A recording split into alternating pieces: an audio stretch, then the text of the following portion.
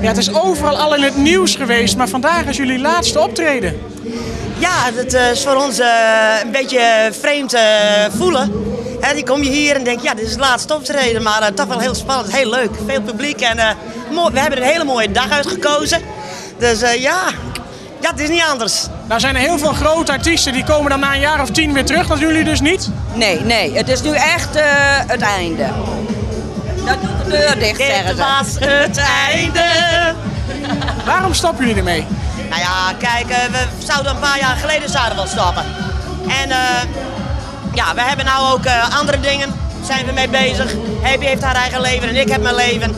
En we zijn ik ben een paar weken geleden 50 geworden. Ik zei ik vind het wel een leuke tijd om te stoppen. En je moet een keer ophouden. Want anders ben ik straks 75 als ik het mag halen. En dan sta ik nog op het podium. Nee, sluit het dan lekker op voor het publiek ook. Dat wouden we heel graag.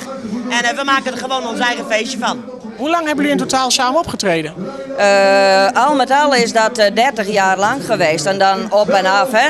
Er zaten wel eens wat jaartjes tussen dat we niks deden. Maar al met al is het... Dat we kindjes kregen. Ja, ook.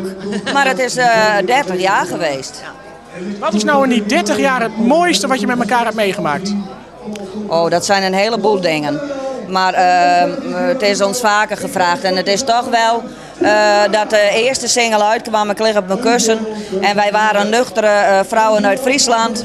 En we hadden geen idee wat ons te wachten stond en wat er toen allemaal op ons afkwam. En dat Ik lig op mijn kussen een hit werd, dat was wel een van de mooiste dingen die ons is overkomen.